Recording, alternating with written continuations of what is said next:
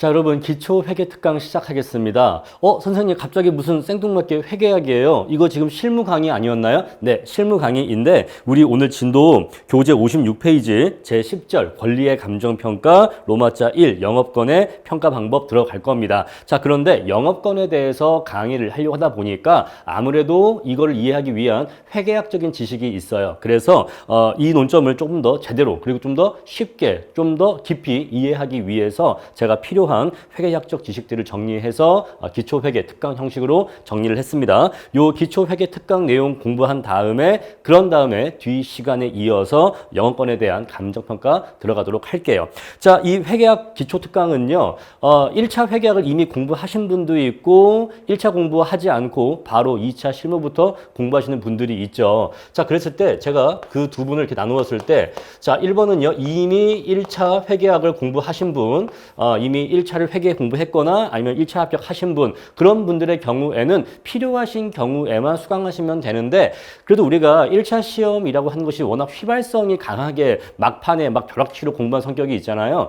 그래서 아마 좀 많이 까먹었을 거고 그리고 여러분들이 1차 회계학을 위해서 공부했던 그러한 초점이라든가 그런 내용하고 제가 지금 영업권을 평가하는 데 필요한 그런 회계학적 지식은 초점이 약간 다를 수가 있어서 요 특강 내용을 한번 들어주시면 굉장히 이후 내용을 공부하는데 수월할 겁니다. 아, 맞다, 그랬다 하면서 예전 기억 떠오르면서 영어권에 대한 평가 내용을 조금 더 쉽게 이해하실 수 있을 거예요. 다음에 두 번째는 이제 회계학에 대한 공부 경험이 전혀 없으신 분들이 있는데 자, 그런 분들은 아무래도 회계학이라고 하는 게 그렇게 아무리 쉽게 얘기한다고 해도 바로 금방 그렇게 이해가 되는 과목이 아닙니다. 따라서 이 1차 회계학을 아직 공부하지 않으시는 분들은 이 영어권의 평가만이 문제가 되는 게 아니라 우리가 앞에서 했었던 기업가치평가 이런 것들이 전부 다 문제가 될 거예요. 따라서 본인이 최대한 이해가 되는 범위 내에서 그냥 그런가 보다 하고 일단 공부를 하시고 차후에 1차 공부를 하시면 그 부족했던 부분이 다시 좀 뒤늦게 채워질 겁니다. 그래서 1차 회계학을 아직 공부하지 않으신 분들은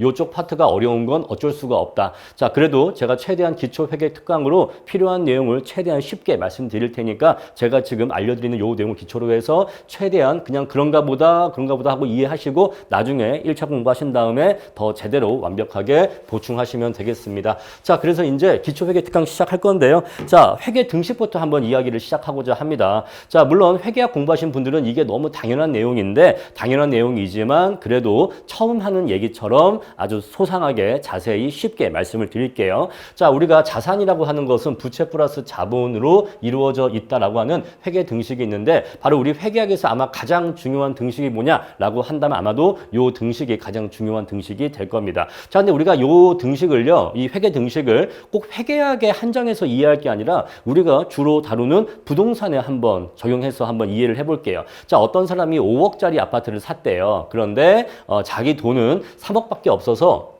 돈이 부족해서 은행 대출 2억을 받았다고 하겠습니다. 자, 그러면 내 돈은 3억이고 빌린 돈은 2억이니까 내 돈 3억과 빌린 돈 2억을 합쳐서 5억짜리 아파트를 산 거잖아요. 자, 그러면 이 사람은요 5억짜리 아파트의 소유주입니까? 네, 맞아요. 그죠? 이 사람은 이렇게 해서 돈을 5억짜리 아파트를 산 거예요. 그럼 저 사람은 5억짜리 아파트를 가지고 있습니까? 네, 가지고 있습니다. 5억짜리 아파트를 가지고 있고 그 5억짜리 아파트는 그 사람의 뭐예요?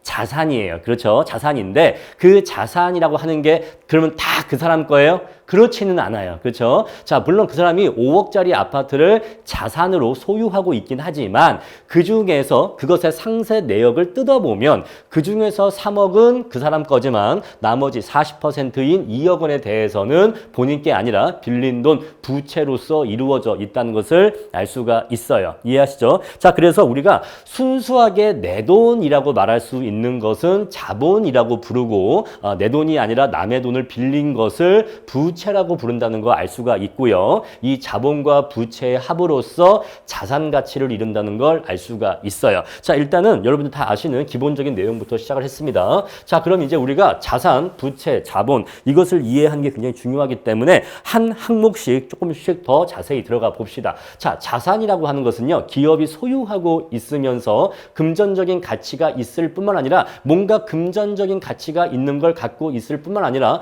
앞으로도 이것을 이용해서 유용하게 사용할 수 있는 회사의 재산을 자산이라고 하는데, 자, 대표적인 예로 어떤 것들이 있냐면 이런 것들을 대표적인 자산 항목이라고 얘기할 수가 있어요. 자, 어떤 회사가 현금을 가지고 있대요. 그러면 그 현금은 기업이 쓸 수 있는 돈 맞습니까? 네, 쓸 수 있는 돈이죠. 따라서 현금이 많은 기업은 자산이 큰 기업, 자산이 많은 기업 되겠습니까? 네, 그렇습니다. 제가 뭐 뉴스에서 가볍게 보니까 뭐 삼성전자라는 기업은 현금성 자산이 100조 원이 넘는다고 해요. 10,000원짜리, 50,000원짜리 이러한 현금성 자산이 100조 원이 넘는다고 합니다. 그 100조 원의 현금은 삼성전자라는 기업의 하나의 자산이겠죠. 자, 보통 예금은 말 그대로 은행에 예금하는 게 보통 예금이고요. 자, 당좌 예금은 수표거래와 관련해서 내가 수표를 발행하잖아요. 그럼 수표를 발행하면 이 수표를 받은 사람이 나중에 이 수표를 은행에 제시하고 거기에 해당하는 금액을 받아가야 되는데 그걸 위한 용도로 개설해 놓은 예금을 당좌 예금이라 합니다. 내가 여기에다가 돈을 100만 원 넣어놓고 100만 원짜리 수표를 발행하면 수표를 가진 사람이 은행에 가면 그 당좌 예금 계좌에서 100만 원을 인출해 주는 거죠. 그런 용도로 쓰는 예금을 얘기한다.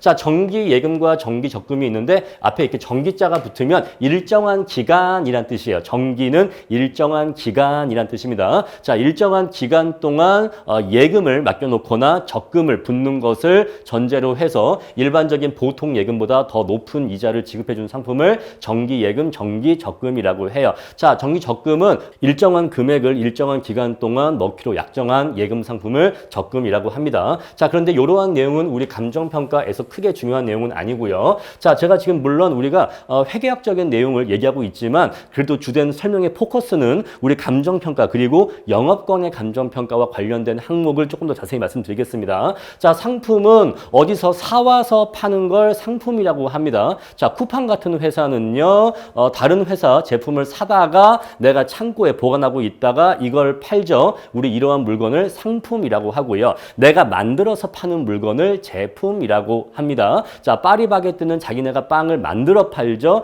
이렇게 만들어 파는 빵은 제품이라고 합니다. 자, 상품, 제품. 자, 비품은 뭐 컴퓨터라든가 뭐 노트북이라든가 뭐 프린터기 이런 식으로 회사가 일을 할 때 쓰는 물건들을 비품이라고 하고요. 자, 소모품은 뭐 A4 용지, 뭐 지우개, 뭐 화이트 칼라, 볼펜 등등이 있겠죠. 뭐 이런 것들을 소모품이라고 합니다. 자, 외상 매출금은요, 내가 물건을 팔았는데 아직 받지 못한 돈을 외상 매출금이라고 해요. 그런데 외상 매출금은 내가 상대방에 대해서 얼마의 돈을 받을 수 있는 청구권의 성격이 있기 때문에 이것은 자산의 성격이 됩니다. 자, 내가 누구한테 100만 원어치 물건을 팔았어요. 근데 그 사람이 당장 나한테 판매 대금으로 100만 원을 주진 않았고 나중에 갚겠다고 합니다. 나중에 주겠다고 해요. 그러면 난 저 사람한테 100만 원을 받을 권리가 있으니까 우리 이 권리를 청구권이라고 하는데 이 청구권은 나의 입장에서는 이 기업의 입장에서는 하나의 자산이 됩니다. 자, 외상 매출금이고요. 요건 좀 중요한 항목이고 그다음에 받을 어음이 있는데 자, 마찬가지로 내가 누구한테 뭔가를 팔았는데 받을 돈이 있는데 그것을 어음이라는 형식으로 받으면 그것은 받을 어음이 됩니다. 자, 근데 우리 감정평가에서는요, 외상 매출금과 받을 어음을 구분하는 게 크게 중요하지 않고 그냥 이 둘을 그냥 묶어서 보통 매출 채권이라고 많이 그냥 통칭합니다. 아시겠죠? 자, 매출 채권은 내가 뭔가 매출을 발생시켰는데 거기에 대해서 현금을 받은 게 아니라 나중에 갚겠다라는 청구권만 갖고 있을 때 우리 그것을 매출 채권이라고 해요. 자, 미수금은 말 그대로 받지 못한 돈을 미수금이라고 합니다. 자, 이렇게 물건을 판 게 아니라 다른 활동과 관련해서 내가 누군가한테 받지 못한 돈을 미수금이라고 하고요. 자, 단기 대여금, 장기 대여금은 우리가 보통 회계에서 단기자가 붙으면 1년 안쪽을 얘기하고 장기자가 붙으면 1년 이상을 얘기합니다. 자, 그래서 단기 대여금은 1년 안에 갚을 것으로 약속받고 빌려준 돈을 단기 대여금이라고 해요. 역시 이것도 하나의 자산을 이루겠죠. 내가 누구한테 돈을 빌려준 거예요. 6개월 뒤에 갚겠대요.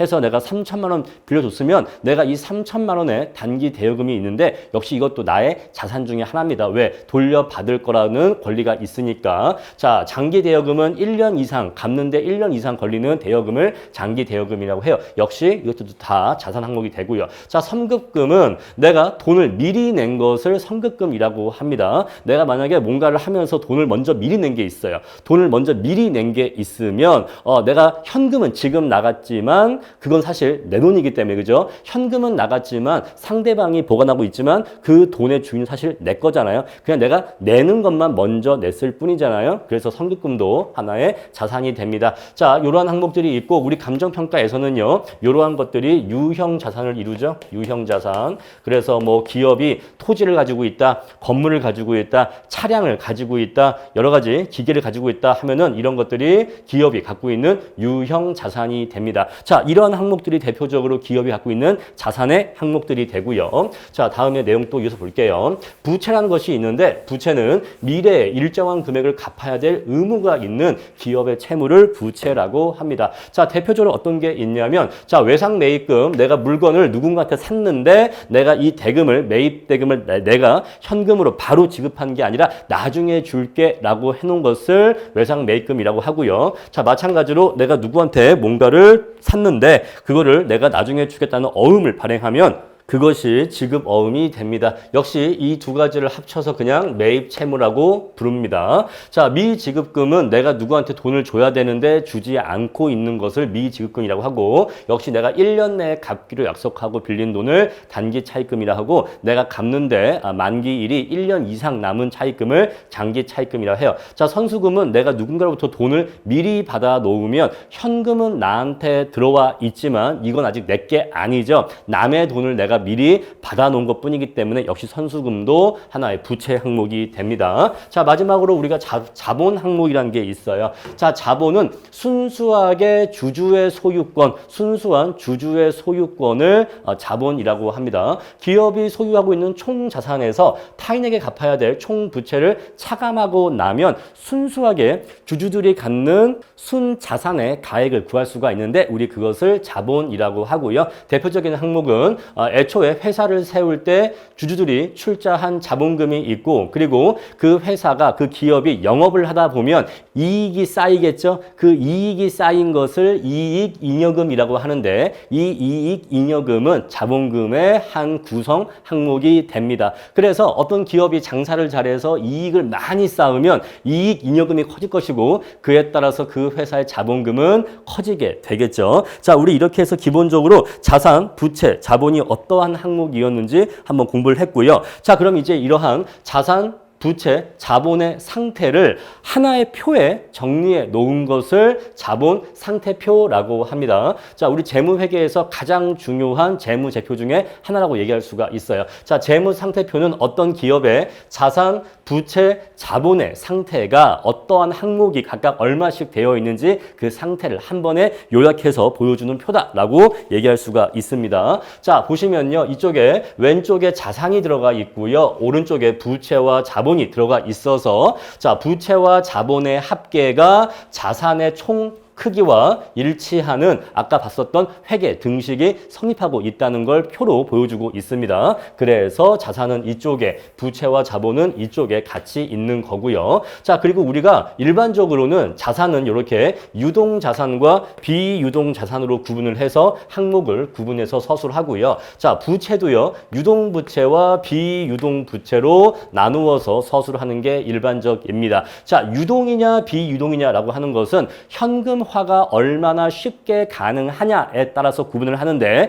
자, 반드시 이 기준은 아니지만 특별한 언급이 없으면 우리는 보통 일반적으로는 1년 이내에 현금화할 수 있는 자산을 우리가 유동자산이라고 하고 1년 이내에 현금화가 곤란한 자산을 우리가 비유동자산이라고 합니다. 아시겠죠? 자, 우리 그래서 대표적으로 유동자산 안에는 현금 및 현금성 자산, 얘는 이미 현금인 상태인 거고요. 그다음에 단기금융상품, 매출채권, 미수금, 선급금, 재고자산 이런 것들이 대표적인 유동자산의 항목을 이룹니다. 자, 비유동자산은요.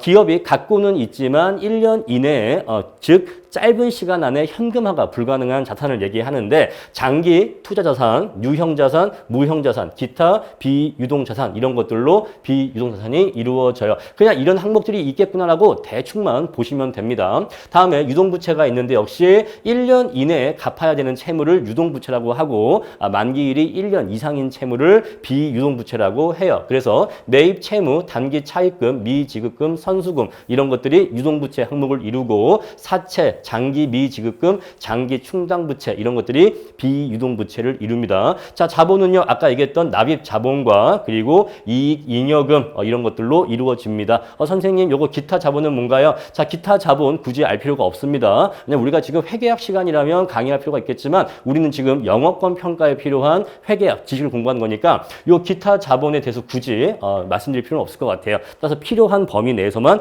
공부하시면 될 것 같습니다. 자, 그래서 이렇게 재무 상태표를 보면은 자산과 부채와 자본이 이러한 형태로서 이루어져 있다는 것을 눈에 충분히 익숙하게 봐 두실 필요가 있어요. 나중에 문제 풀 때 다 필요합니다. 자, 그리고 재무제표 중에서 재무 상태표 말고 또 중요한 게 있는데 바로 손익계산서라는 것이 있습니다. 자, 기업이 이러한 자산과 부채와 자본을 가지고서 뭘 하겠죠? 장사를 하겠죠. 영업을 하겠죠. 돈을 벌기 위해서 일을 하겠죠. 자, 그래서 너 돈을 얼마나 많이 벌었어? 너 얼마나 경제적으로 많은 성과를 이루어냈어? 라고 하는 1년 동안에, 보통은 1년 단위인데 너 그 1년 동안에 장사를 얼마나 잘했어? 너 돈을 얼마나 많이 벌었어? 라고 하는 경영 성과를 보여줄 필요가 있습니다. 바로 그게 손익계산서라는 표예요. 자, 손익계산서는요. 이쪽에 비용이 오고 이쪽에 수익이 옵니다. 자, 기업이 뭔가 물건을 팔았다. 이거 돈 번 겁니까? 네, 돈 번 거예요. 대표적으로 매출이라는 항목이 수익에 들어오게 되겠죠. 자, 어떤 기업이 누군가한테 물건을 팔아서 이만큼의 매출을 올렸다라고 수익을 기록할 수가 있겠죠. 이만큼 번 거예요. 자, 그런데 자, 이 매출을 일으키기 위해서는요. 매출 원가라든가 직원들의 급여라든가 아니면 공장이나 사무실에 대한 임차료 이러한 비용들이 나갔을 겁니다. 그렇죠? 자, 따라서 만약 예를 들어서 200의 매출을 올리기 위해서 170만큼의 비용이 발생했다고 하면 자, 벌어들인 수익은 200인데 비용은 170이래요. 그럼 돈을 번 거예요? 못 번 거예요? 돈 번 거죠? 그럼 얼마 번 거죠? 30 번 겁니다. 그죠? 자, 돈을 지금 30 벌었어요. 우리 이렇게 번 돈 30을 당기 순이익이라고 합니다. 이번 기회에 네가 번 돈은 30이야 이 뜻이에요. 아시겠습니까? 자, 우리 그래서 당기순이익이 뭔지는 제가 이미 앞에서 기업가치 평가할 때 영업이익과 당기순이익이 어떠한 차이가 있는지 말씀을 드렸고요. 자, 어쨌거나 손익계산서상의 이익은 당기순이익을 얘기한다라고 말씀드릴 수가 있어요. 자, 이 손익계산서상의 당기순이익은 어떠한 의미를 가지냐면 기업이 그냥 우리가 보통 당기라고 하지만 보통 우리가 그냥 1년 단위 얘기합니다. 자, 1년 동안 영업을 해보니까 네가 이만큼의 돈을 벌었다라는 거잖아요. 근데 제가 저 앞에서 재무상태표 얘기를 할 때 이익 잉여금에 대해서 한번 이미 언급한 적이 있죠. 자, 이익 잉여금은 뭐라고 했어요? 기업이 번 돈, 기업이 영업을 해서 장사를 해서 번 이익이 결국에는 이익 잉여금의 항목으로 자본 계정화 된다고 했잖아요. 그러면 기업이 번 돈은 얼마예요? 요거잖아요. 당기 순이익이잖아요. 기업이 번 돈은 바로 여기 손익계산서상의 당기 순이익이 기업이 1년 동안 장사해서 번 돈을 지금 보여주고 있잖아요. 따라서 손익계산서상의 당기 순이익은 결국 어떻게 된다? 결국 재무상태표에 이익 잉여금으로서 연결된다 이 얘기예요. 바로 요 항목에 해당하는 금액이 아까 우리 봤었던 재무상태표에 이익 잉여금으로 들어간다 이 얘기예요. 만약에 얘가 30이면 그 자리에 이익 잉여금에 30 들어가고 얘가 70이면 이익 잉여금 자리에 70이 들어간다 이 얘기예요. 따라서 손익계산서상의 당기순이익과 재무상태표상의 이익 잉여금의 크기는 일치한다? 네, 일치한다 이 얘기예요. 그 둘은 같은 애입니다. 같은 애예요. 얘가 그 자리로 쏙 들어간다 이 얘기예요. 자, 그럼 이제 이 관계를 조금 더 명확하게 이해하기 위해서 어떤 기업이 2023년도 1월 1일 날 재무상태표가 이랬다고 할게요. 23년도 1월 1일 날 어떤 기업의 재무 상태가 이랬다고 할게요. 자, 이 기업은요, 자본이 32,000원이고 부채가 5,000이어서 총 자산이 37,000원짜리 회사가 있었다고 하겠습니다. 그러니까 이 기업이 이제 1년 동안 장사를 해본 거죠. 자, 1년 동안 장사를 해보니까 매출은 2만 원이 나왔고 비용은 17,000원 들어가서 당기 순이익이 3,000원이 나왔다고 할게요. 여러분 보세요. 이 3,000원 이익이에요, 손해예요? 이익이에요. 그죠? 자, 2만 원 매출에 17,000원 비용이니까 3,000원 돈을 벌었습니다. 그러면 저 당기 순이익이 어디로 들어간다고요? 자, 재무상태표에서 여기 자본 항목의 이익, 잉여금으로 얘가 요렇게 들어간다 이 얘기예요. 아시겠죠? 자, 얘는 언제 거예요? 기초 23년 1월 1일. 얘는 언제 거예요? 기말. 왜냐하면 1년 동안 장사를 했잖아요. 1년 동안 장사를 해보니까 얘는 1월 1일부터 12월 31일까지 1년 동안 장사를 해보니까 일을 해보니까 돈을 벌어보니까 3,000원의 이익을 번 거죠. 그럼 이 3,000원의 이익은 연말에 이익잉여금으로 들어간다 이 얘기예요. 아시겠죠? 자, 그런데 이익잉여금은 자본 항목이라고 했죠. 따라서 얘하고 얘를 합치면 이제 자본금 얼마예요? 35,000원이에요. 이제는 자본금이 35,000원이야. 자, 원래 자본금 기초에 얼마였죠? 32,000원이었잖아요. 3,000원 왜 넣은 거죠? 이익잉여금이 3,000원 생겼으니까요. 자, 이런 식으로 기업은 장사를 잘해서 돈을 많이 벌수록 당기순이익을 많이 올릴수록 그 회사의 자본금은 커진다? Yes. 그 회사의 자산 규모는 커진다? Yes. 부채는 그거랑 상관은 없다. 부채는 증가할 수도 있고 감소할 수 있지만 그것은 이 당기순이익과는 관계는 없는 겁니다. 아시겠죠? 따라서 당기순이익이 자본 항목에 들어가면서 자본이 커지고 자본이 32,000원에서 35,000원으로 당기순이익만큼 커지고 지금 보니까 자산도 37,000원에서 40,000원으로 플러스 3,000원 됐죠?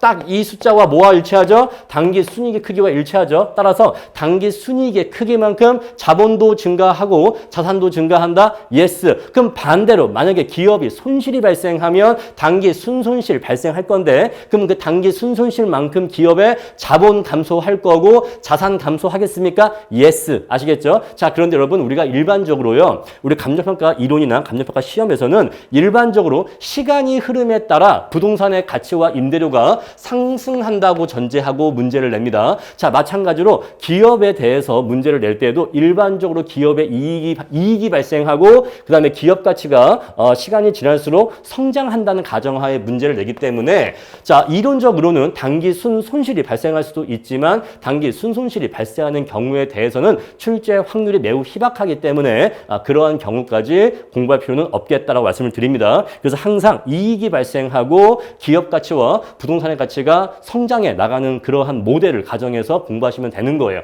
아시겠죠? 자, 이렇게 해서 지금 자본 상태표하고 손익계산서가 어떻게 연결되어 있는지를 말씀드린 겁니다. 요 논리구조 이해하셨죠? 자, 요거를 이해하는 게 굉장히 중요합니다. 자, 그럼 이제 다음 단계로 조금 더 들어가 보도록 할게요. 자, 그럼 이제 이 기업이 1년 동안 장사를 해서 이러한 재무 상태를 갖게 되었다고 하고 이 기업은 1년 동안 장사를 이렇게 했다고 했어요. 그럼 이제 얘는 이제 옛날이니까 이제 버리고 이제는 얘만 남겨 놓을게요. 얘를 일로 옮겨서 이렇게 둘만 남겨 놓겠습니다. 자, 그런 다음에 얘네들 이제 이름은 뺄게요. 이제 우리 이름 다 알죠? 자, 그리고 얘하고 얘를 한번 빼볼게요. 얘도 3,000, 얘도 3,000인데 둘 다 한번 빼보겠습니다. 근데 가만히 보니까 아까 얘도 요 크기가 3,000이었고 얘도 요 크기가 3,000이니까 요 둘 이렇게 빼고 나면 왠지 테트리스 본능이 올라오죠? 여러분들 테트리스 게임 할 줄 아시죠? 딱 뭔가 이걸 보면 뭔가 테트리스스러운데 뭔가 이렇게 딱 합치면 뭔가 아구가 딱 맞을 것 같은데 그런 생각 드십니까? 네, 맞아요. 자, 이거를요 이렇게 딱 올리면 딱 달라붙습니다. 이게 왜 가능할까요? 여러분 이게 왜 가능할까요?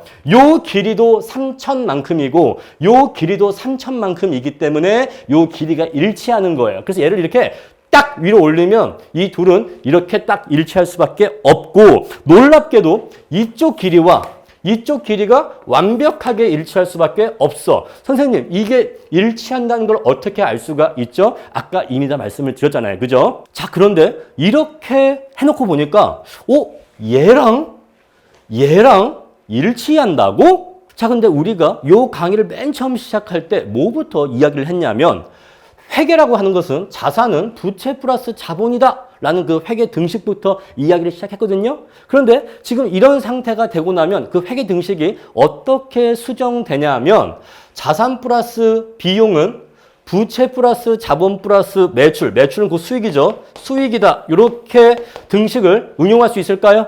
그죠? 요거 두 개 합친 건 요거 세 개 합친 거와 같다. 이렇게 얘기할 수 있을까요?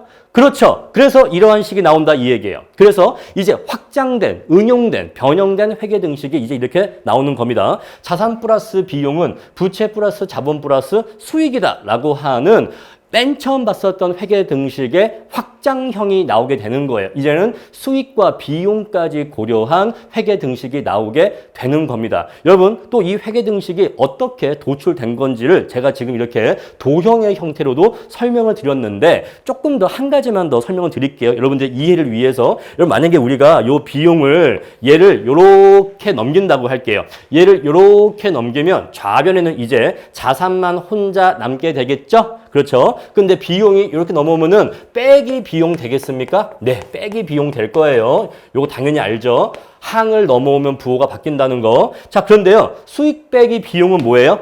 이익이야. 이익. 수익 빼기 비용은 이익.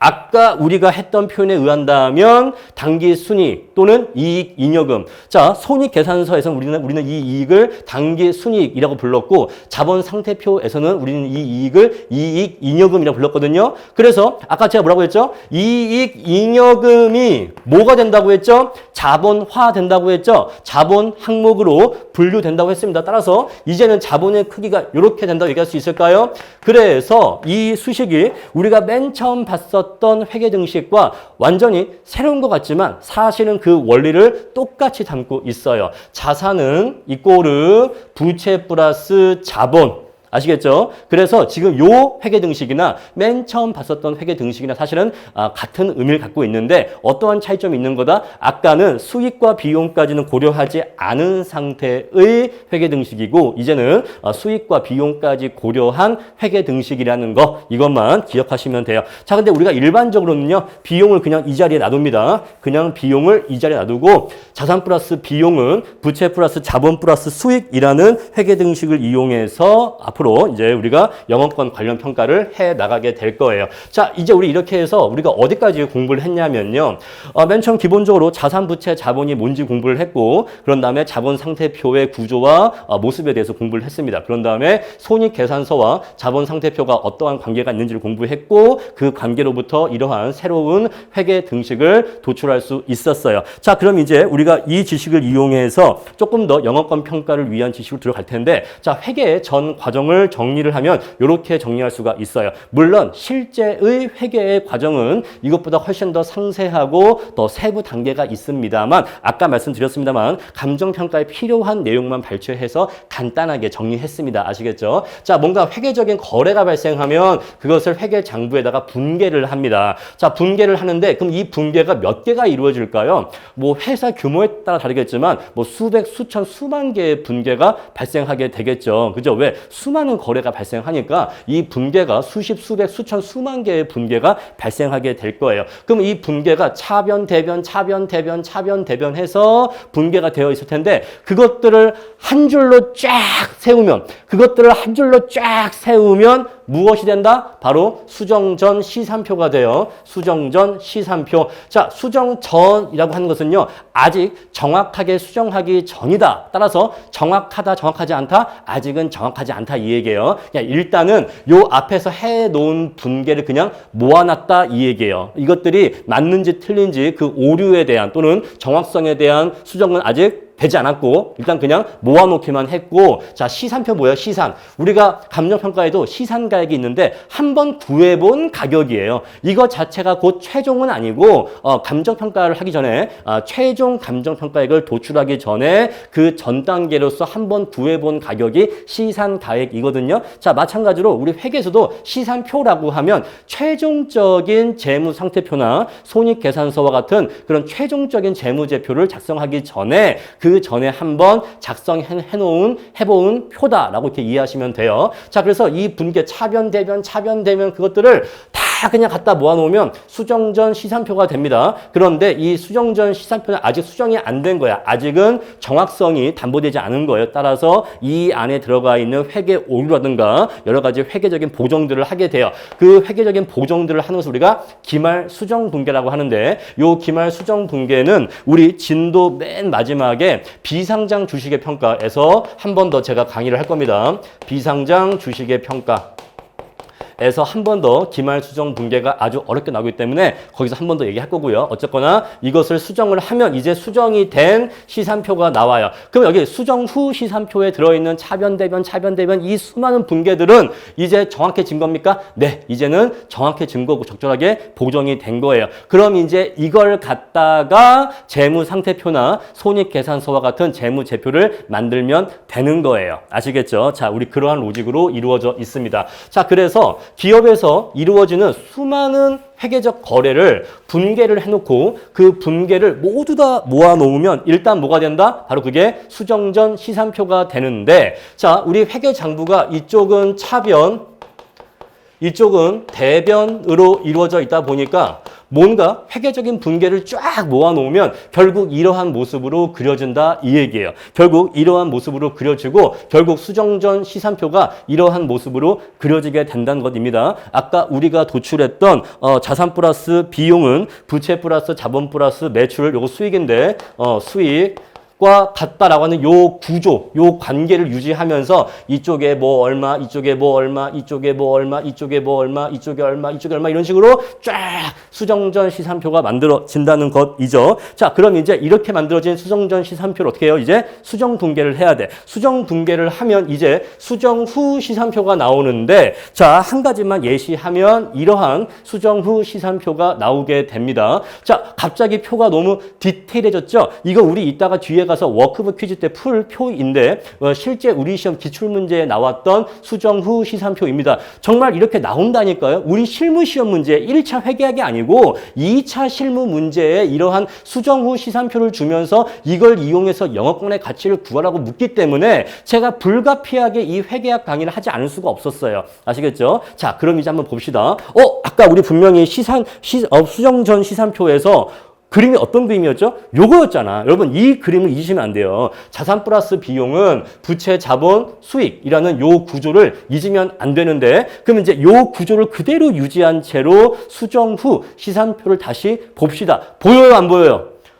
보여요, 안 보여요? 보여야 되는 거예요. 보여야 되는 겁니다. 자, 자산이 어디 있죠? 자산. 자, 일단 자산을 찾아서, 미모가 아니라 자산을 찾아서 어디 있어요? 현금, 예금, 자산이에요? 맞아요. 유가증권, 자산. 매출금, 재고자산, 토지, 건물, 기계, 판관비, 기계기구까지는 자산인데, 회사가 갖고 있는 토지, 건물, 기계기구 이거 자산인데, 판관비는 판매 관리 비용의 줄임말이잖아요. 요건 비용인데 뭔가 제가 비용이라 말하는 순간 머리에 막 천둥번개가 노란색이 싹 지나가면서 하면서 느낌이 와요, 안 와요? 와야 돼. 바로 여기까지가 뭐예요? 바로 여기까지가 자산이었어. 그래. 여기까지가 자산이었어. 그러면 자산 밑에 뭐가 와야 돼요? 판매관리비 얼마, 매입 원가 얼마. 이건 뭐죠? 이건 비용이야. 정말 그러네. 정말 위가 자산이고 아래가 비용이네. 그렇다면 이쪽은 맨 위에 뭘까요? 부채가 와야겠죠. 외상매입금, 부채야, 부채, 이런 것들이 왔어 해서 이런 것들을 일단 부채로 분류를 해주고, 그런 다음에 자본금은 자본금, 오케이. 자본금은 자본금. 그 다음에 매출 얼마 나오는데 요거는 수익. 이렇게 해서 자산 플러스 비용은 부채 플러스 자본 플러스 수익으로 이루어져 있습니까? 네, 이루어져 있어요. 그래서 문제에서 이렇게 수정 후 시산표를 주면 오케이. 이쪽 위는 자산, 요쪽 아래는 비용, 이쪽 위 여기까지는 부채, 여기는 자본금, 그 밑은 수익. 이렇게 이 수정 후 시산표의 구조가 눈에 들어와야지만 이하 영업권 문제를 풀 수가 있는 겁니다. 아시겠죠? 자, 물론 제가